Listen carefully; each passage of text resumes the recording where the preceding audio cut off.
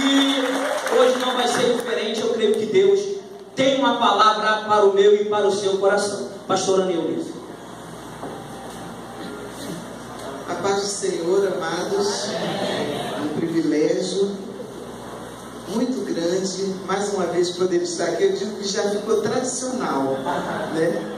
Todo ano a gente sempre está aqui nesse mês para compartilhar a palavra de Deus, que nós consideramos um privilégio, com temor e tremor que o fazemos, e sempre com o intuito de abençoar a igreja, abençoar as famílias.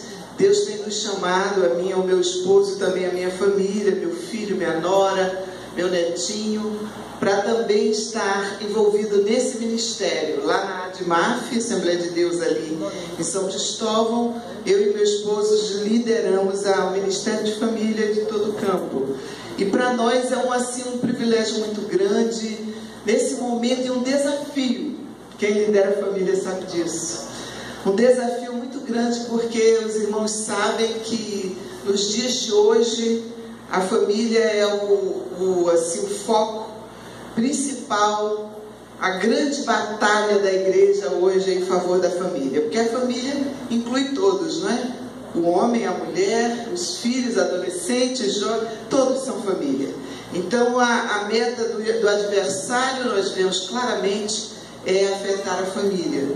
E Deus nos chama, nós que estamos na liderança, pastores e líderes, para estar nessa brecha, para estar exatamente no formato da família, para interceder, para pleitear diante do Pai, diante de Deus, em favor das famílias. Aleluia.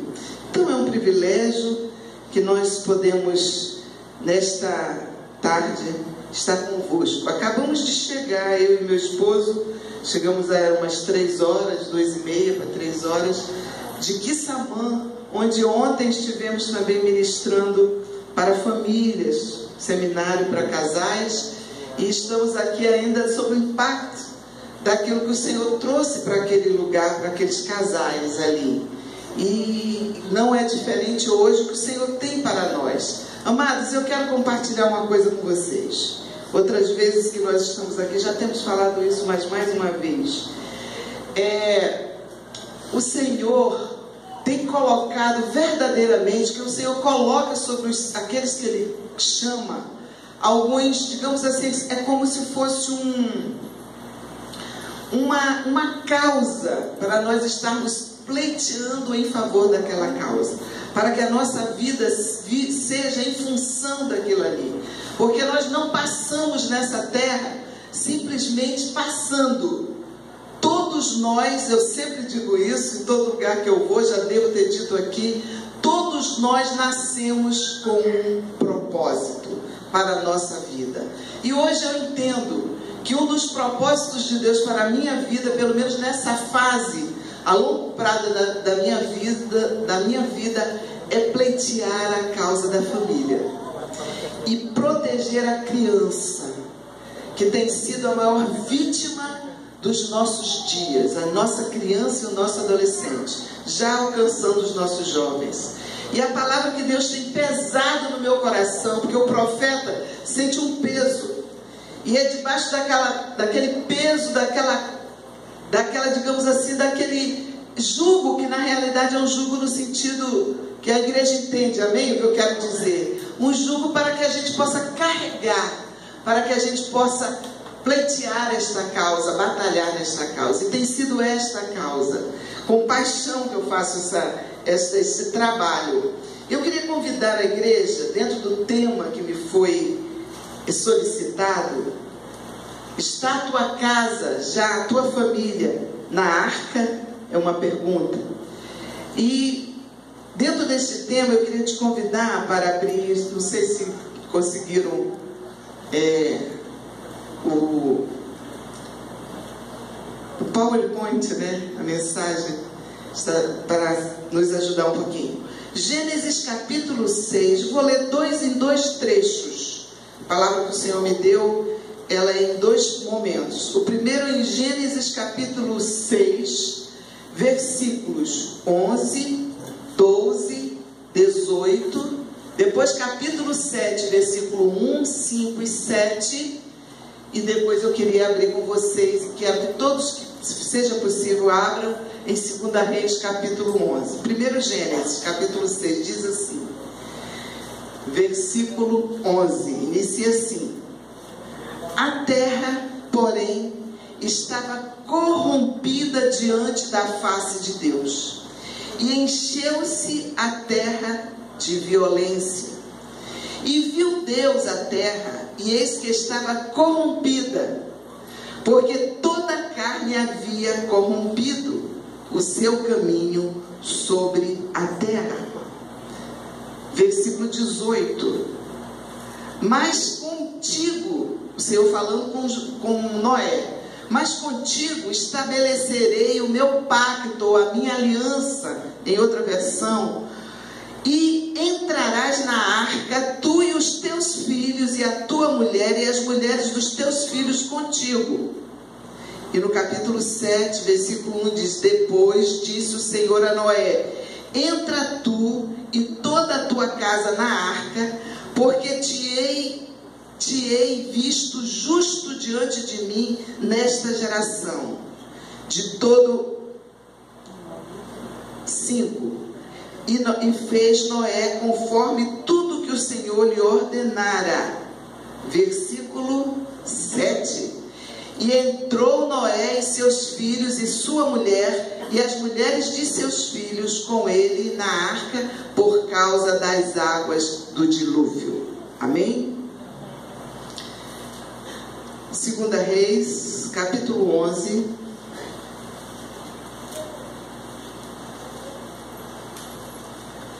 Versículos 1, 2 e 3, que diz assim: vendo, pois, Atalia, mãe de Acasias, que seu filho era morto, levantou-se e destruiu toda a descendência real.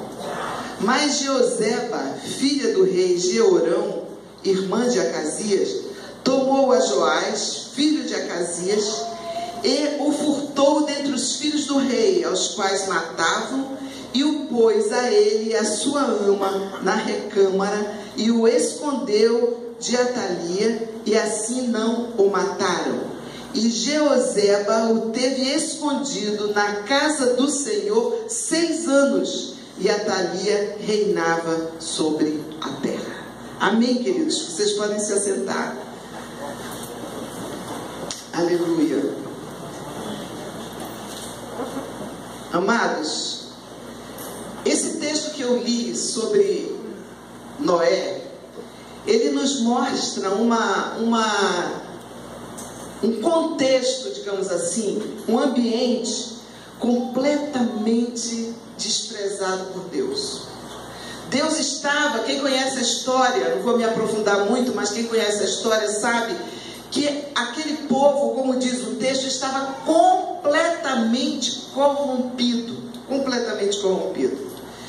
E Deus, o texto diz, a palavra de Deus diz que Deus se arrependeu, amados. Para Deus se arrepender, Deus se arrependeu de ter criado o homem, a humanidade. E Ele resolveu destruir. Ele estava tão indignado com aquela situação, aquela posição daquele povo ali, que era muita corrupção, era muita miséria, era muita depravação, era uma coisa tão caótica que Deus abominou. Foi desagradável aos olhos de Deus e o Senhor resolveu destruir. Mas Ele encontrou no meio daquela sociedade, daquele povo ali, um homem considerado justo. E Ele então fez uma aliança com Noé, que nós conhecemos bem toda a história de Noé, mas muitas vezes nós focamos somente na arca e nos animais que entraram na arca. Mas nesta noite eu queria refletir com você rapidamente, não vou me demorar, sobre a família de Noé que foi escondida naquela arca. Que o propósito de Deus, na realidade, ao edificar aquela arca, Ele colocou os animais, todas as suas criaturas, tudo que Ele havia criado, Ele preservou dentro daquela arca, porque Ele iria destruir toda a terra. Ele ia fazer com que todo ser, toda alma vivente fosse destruída. Mas o foco principal, a preocupação principal de Deus era a família de Noé. Era aquela família que tinha que estar abrigada em algum lugar. Porque ele olhou e viu que havia justo, aquele homem justo. Ele era justo diante de Deus. Para a pessoa ser chamada de justo, amados, considero que é um grande privilégio a pessoa poder ser chamada de justo. E assim foi Noé, e ele o mandou. Deus preocupa-se em preservar, porque quando a gente lê essa história, a gente pode pensar assim, as pessoas, nós não. A igreja conhece o Deus que serve, amém, amados? Sabe o grande amor de Deus pela humanidade, conhece o grande amor de Deus por nós. Hoje mesmo nós cantamos, adoramos a Deus sobre isso, o grande amor de Deus por nós. Mas quando chega a esse ponto de indignação, Deus quis destruir aquele povo. Ele nunca quer destruir, mas naquele momento vocês veem o nível que estava a abominação contra Deus, que ele quis fazer isso. Mas ele não poderia ser injusto de destruir todo aquele povo sem preservar quem era justo. E por isso ele escolheu Noé, que era um servo fiel ao Senhor, e o preservou. E mandou que ele construísse uma arca. Ele estabeleceu uma estrutura.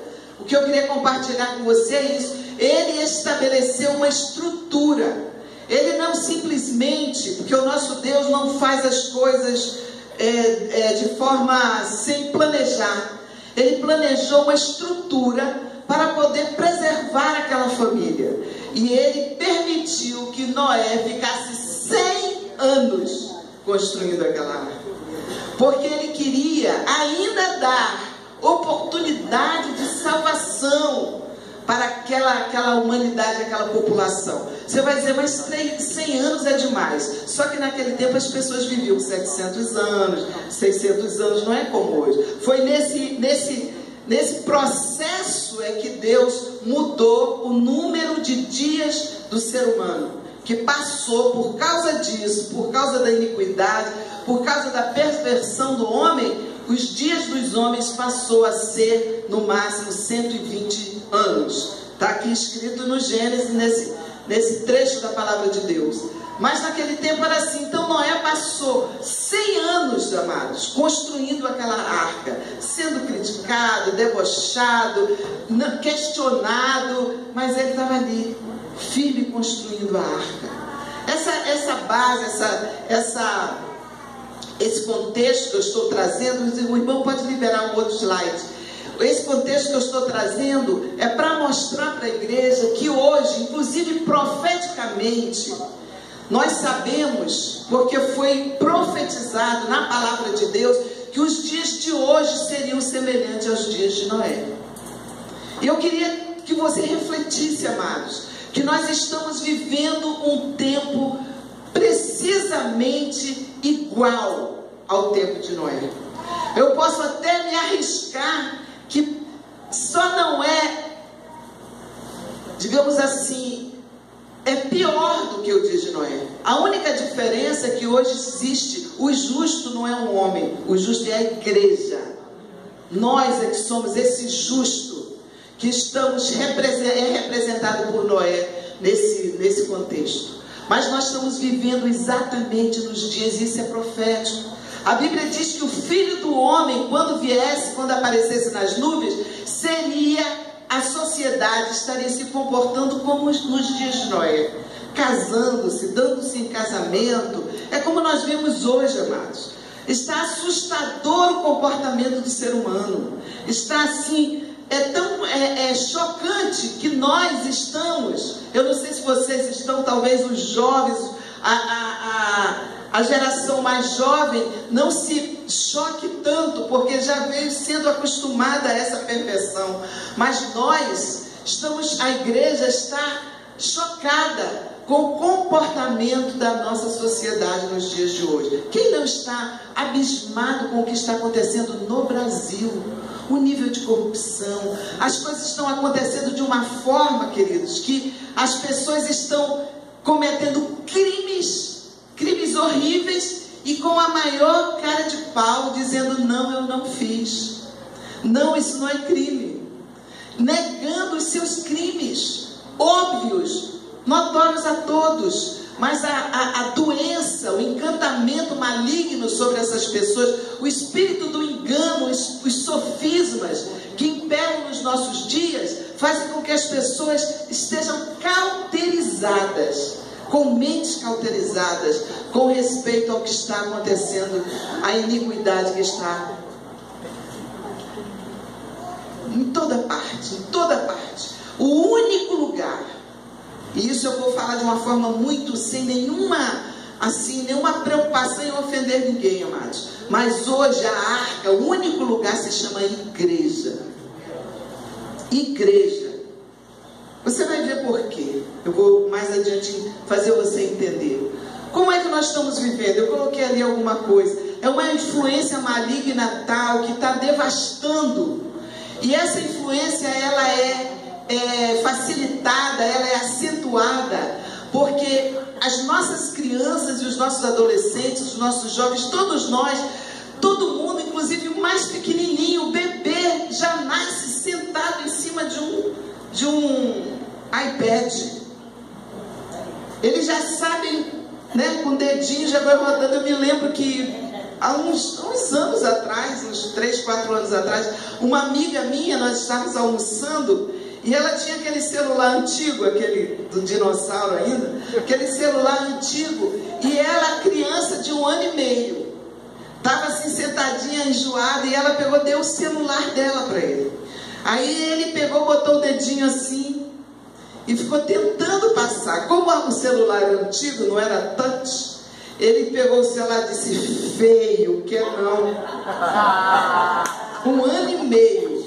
Eu fiquei assim, meu Deus, essa criança já distingue a tecnologia.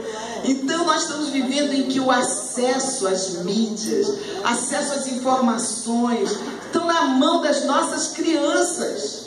E os pais já estão sem saber o que fazer, porque não tem como proibir. É sem controle, a coisa está acontecendo sem controle.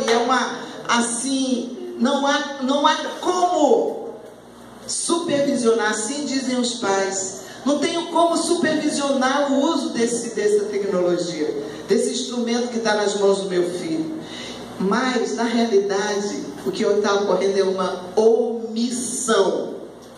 É uma omissão. Irmãos, não tem jeito. A gente vem falar sobre isso e eu às vezes questiono: Senhor, eu quero profetizar somente o amor, mas o Senhor traz o profeta e faz a gente apontar o dedo. Não tem jeito, a gente tem que confrontar. Nós somos confrontados com uma realidade e com a palavra de Deus para nós sermos corrigidos, amém, queridos? Esse é o propósito. Então há uma omissão, há uma covardia, há um medo, há uma falta de autoridade dentro da família, uma desorganização dentro da família que não tem como controlar mais. Existe essa omissão, está presente. Os papéis estão confusos, a nação está doente, as famílias estão doentes, amados. Estou falando geral, não estou falando da igreja, estou falando geral, estou generalizando. A nossa nação está doente, sim ou não? Está doente a nossa nação, está gravemente enferma a nossa nação, o Brasil. Não digo que seja só o Brasil, mas o Brasil está gravemente enfermo. As famílias estão doentes em consequência disso. Então os papéis estão confusos. Há muita insegurança, baixa autoestima, uma sensação assim de desvalor. As pessoas não estão se valorizando mais, queridos. Não existe o valor próprio, o respeito próprio. Nós estamos vendo aí um exagero aí na mídia, até mídia internacional, trazendo à tona a situação dessa mocinha que se deixou, houve essa questão tão horrorosa, não é? Tão degradante, do abuso, do estupro daquela menina de 16 anos. Um desvalor, as pessoas estão se desvalorizando e estão desvalorizando o outro. Isso, queridos, é uma cultura, entendam o que eu quero dizer. Isso não é uma coisa que acontece do dia para o outro, não. É uma cultura que se estabelece. Ela vai se assentando, ela vai se estabelecendo. Eu quero explicar para vocês que quando o povo de Israel saiu do Egito, eles vinham com uma mentalidade de escravos. E eles precisaram, apesar de estarem livres já, o Senhor os livrou daqueles açoites, daquele sofrimento ali, um sofrimento de 400 anos que eles passaram no Egito, mas a cultura de escravo estava dentro deles. Eles não conseguiam se libertar daquilo. Teve momentos, olha que eles passaram tiveram que passar 40 anos. E nesse processo, Deus começou a estabelecer, através de Moisés, uma nova cultura para o seu povo. E o Senhor estabeleceu tudo. Se você lê os livros das leis, você vê que o Senhor estabeleceu, através de Moisés, todas as coisas. Como que tinha que ser o governo, como que tinha que ser a parte econômica, como que tinha que ser na nação de Israel a educação formal, como tinha que ser a educação dos filhos. O Senhor estabeleceu todas as coisas, porque aquele povo era o povo de Deus. Assim como a igreja é povo de Deus. Nós somos uma igreja comprada e remida pelo sangue de Jesus, e temos que ser diferente do mundo. Nós temos que assimilar a cultura de Deus e não a cultura do mundo. Nós temos que assimilar. Se alguém já veio adulto para a igreja, se converteu já adulto, ele precisa entender que ele tem que se desconstruir a sua cultura, o seu comportamento, as suas filosofias, os seus pensamentos, aquele mosaico que estava formado, lhe constituindo a sua identidade, a sua pessoa, precisa ser desconstruído, e ele tem que ser reconstruído com a palavra de Deus. Tem que haver uma reforma na vida da pessoa.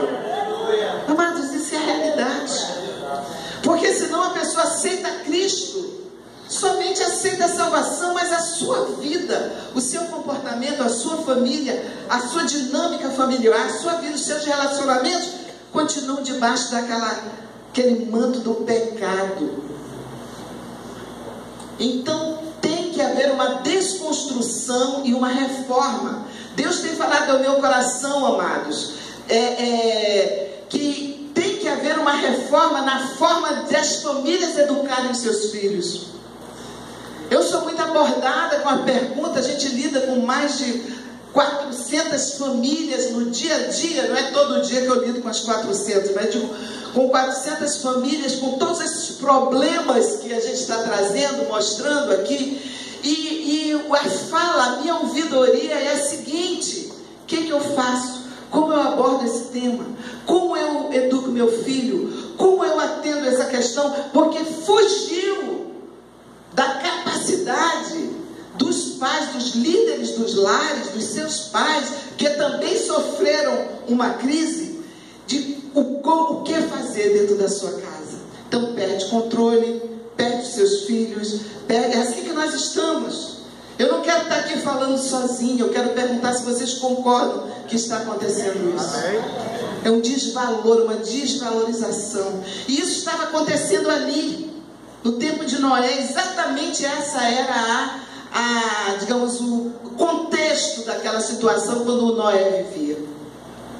Só os filhos de Noé, por causa da justiça de Noé, da sua obediência, da sua autoridade, se comportavam diferente. Então ele pôde incluí-los ali naquela arca. Amados, e Deus então ordenou a construção da arca. E o objetivo era que ele tinha que elaborar uma estrutura para preservar aquela família e toda a sua criação. Olha, a família tem que ter uma estrutura. Tem que ter estrutura, amados. Não tem como você se constituir família. Os jovens se casam, muitas vezes já vindo de uma família desestruturada, e não sabem como estruturar a sua família. E eu glorifico a Deus, porque há uns 20 anos atrás era difícil a gente encontrar seminário para a família, era difícil, mas hoje Deus levantou uns anos para cá. São seminários, são encontros de casais, são encontros de família, são Bom, universidade da família tem muita. Por que o Senhor está despertando para isso? Porque tem que haver uma reforma na família. E a igreja está atenta a isso. Não é qualquer lugar que se reserva um mês inteiro para falar sobre a família. Quer dizer que para mim é um privilégio. E eu orava ao Senhor e dizia: Senhor, usa-me para abrir o portal deste mês para esta igreja, para que as famílias desta igreja sejam impactadas com o poder desta palavra e haja uma transformação nas famílias, um resgate nas famílias.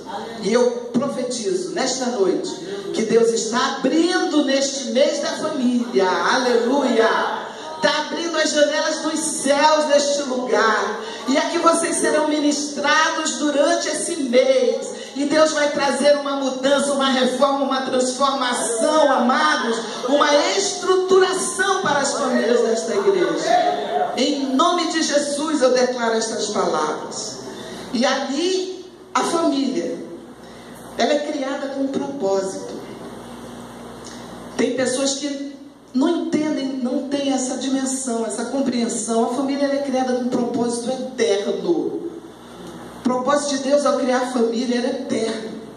Ele queria um ambiente. Eu tiro pela minha família, olha, meus pais, que alguns conheceram, o pastor Túlio e a pastora Eunice, líderes no Brasil das Assembleias de Deus, nas Assembleias de Deus. Nós somos 8 irmãos, éramos. Um dos meus irmãos, o Senhor recolheu recentemente, Samuel.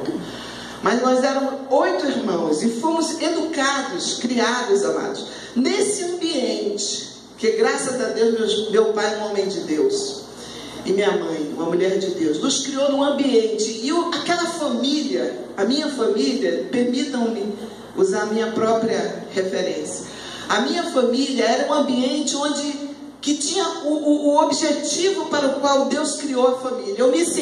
Nós nos sentíamos, os nossos pais se sentiam amparados, protegidos, nos sentíamos assim, cuidados dentro da nossa casa.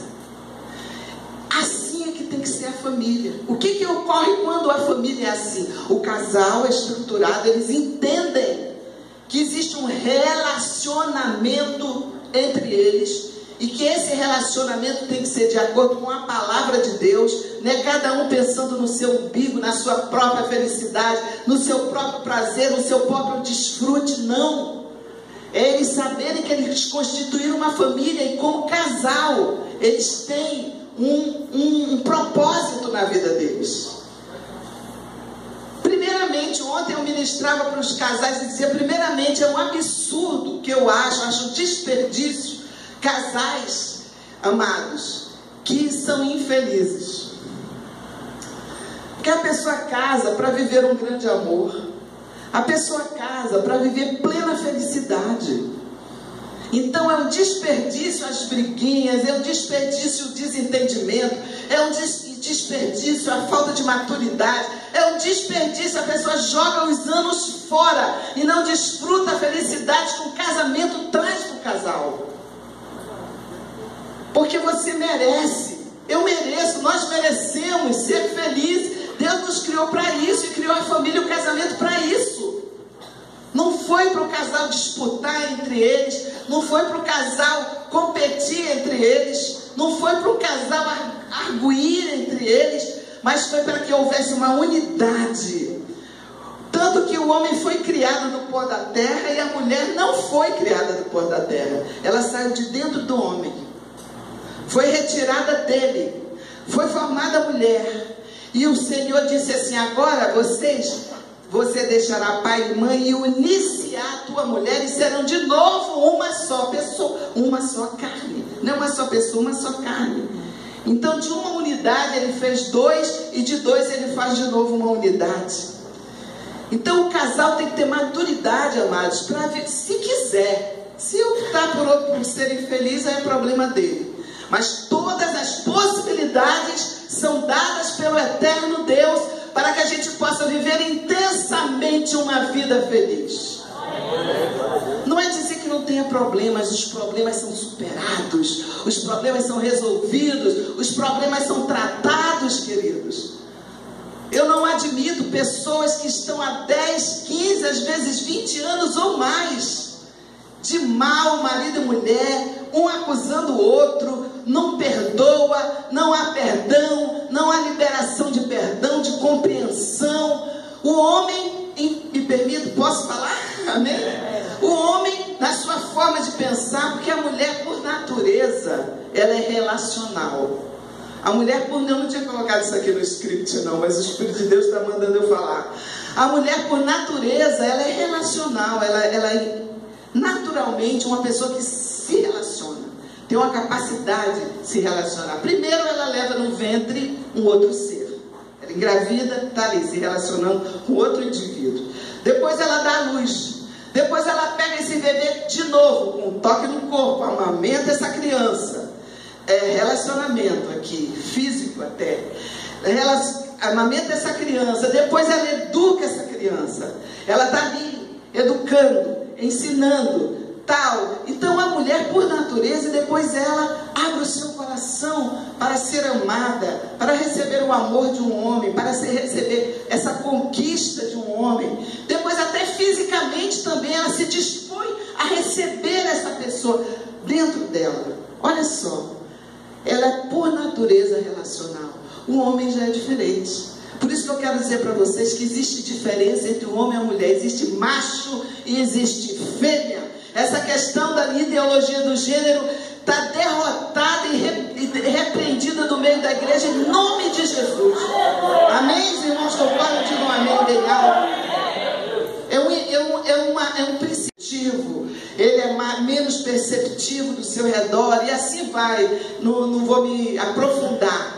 E ele tem desculpem os homens, porque quem deu essa parte do homem foi meu marido, que ministrou essa parte, mas eu sei. Olha, o homem tem um jeito de ser, que ele se nega a possibilidade de admitir que ele precisa da mulher.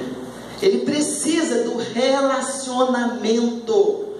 Ele precisa ser amado, e para isso ele tem que se desprender daquela postura de negação, e tem que admitir que ele tem que admitir para a mulher que ele precisa dela, ele precisa do seu amor, ele precisa da sua atenção, ele precisa dos seus cuidados, ele precisa que ela lhe ensine a amar, porque a mulher por natureza sabe amar, mas o homem tem que aprender a amar. Tanto que a Bíblia diz assim: maridos, amai as vossas mulheres.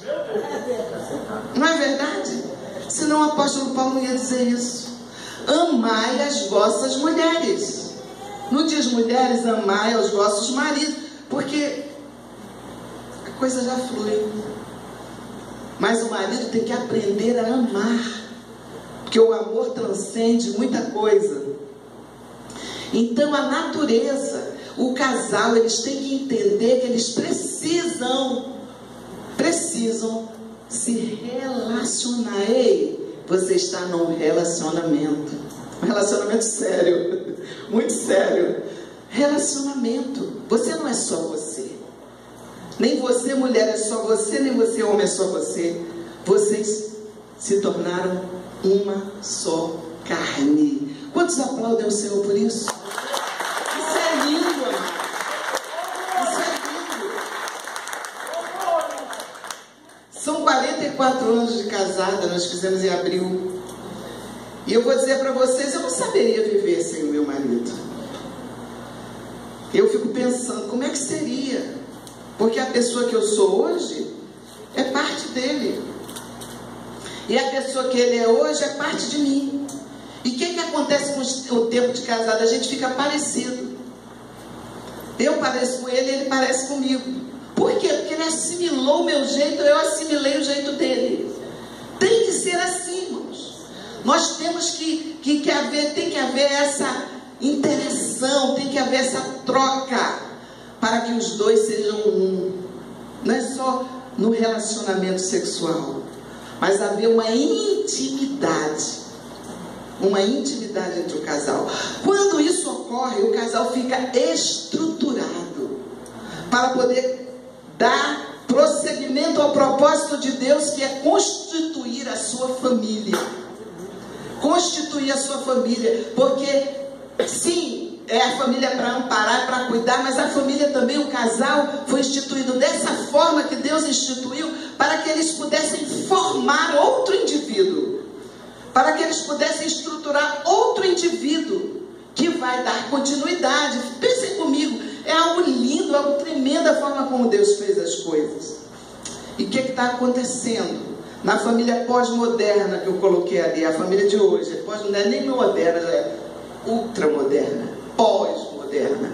O que está acontecendo? Como está a família de hoje? Está completamente fria essas questões que eu trouxe aqui, amados. Família, eu coloquei ali, eu fui light, quando eu coloquei ali um lugar de convivência social hoje. É só para conviver. Convivência social, de administração das situações da família, né? As situações assim, fulano, você vai fazer o café da manhã, você vai fazer o almoço, você vai lavar a louça, você vai botar a roupa na máquina, isso quando acontece, né? E você vai pagar a luz, você vai pagar a luz, nós vamos juntar que vamos pagar aluguel. É só um ambiente assim, não é isso. Isso é ambiente profissional. Família é outra coisa. E quando a família é um agente educacional, e que é uma coisa rara, a família já não está querendo mais educar os seus filhos. Eu digo isso, irmão, sentada numa cadeira confortável, porque eu dirijo uma escola e os pais não querem mais educar seus filhos. Os pais querem que a escola eduque, que a igreja eduque, que a escola dominical eduque, o cultinho infantil eduque, quer que a vizinha eduque, a babá eduque, a TV eduque, a internet eduque, mas os pais não querem mais educar seus filhos. E não tem como educar se não houver uma interação afetiva. É através do afeto que a gente educa. Não tem como educar se não houver essa interação. Isso aí já está mais do que provado. Pode me trazer, porque eu não posso demorar. A nossa tendência é querer estender, trazer um aspecto mais abrangente. Então, entendemos que o casal tem que estabelecer esse relacionamento. Mas se você diz, eu não sei como fazer, olha, aqui diz tudo, explica tudo como você deve fazer. A palavra de Deus explica tudo. Os aspectos que você tem que cuidar para esse casamento dar certo, para que esse casal seja unido. Tem vários aspectos que você tem que cuidar. A mulher tem que cuidar do seu temperamento. A mulher não pode ser rixosa, diz a palavra de Deus. A mulher o homem tem que ouvir a mulher, ela tem que ouvir o homem, os dois têm que conversar, tem que haver diálogo, comunicação. Tem vários aspectos que eles têm que tratar. O relacionamento íntimo, sexual tem que estar em dia. Porque às vezes as pessoas acham que os crentes, que a Bíblia proíbe, inibe o relacionamento conjugal, o relacionamento... Não, senhor. O apóstolo Paulo, ao contrário, ele diz que não deixem de ter. E que para deixar de ter tem que ser de comum acordo, mostrando a importância do relacionamento íntimo do casal para a estabilidade da família, a estabilidade do casal, para a alegria, para o conforto desse casal, para a sanidade desse casal, para que não haja infidelidade, para que não haja traição, para que os dois estejam satisfeitos, felizes um com o outro, amando. Queridos, se a sua atenção for voltada para varão, para a sua esposa, aquela mulher que você escolheu, casou, a sua atenção tem que estar voltada, a atenção tem que estar voltada para ela, e ela tem que voltar a sua atenção para ele. Repreenda, esqueça toda essa influência da mídia que vem com espíritos de adultério, vem com espírito de sedução para atrapalhar as famílias e os casais. É isso que acontece.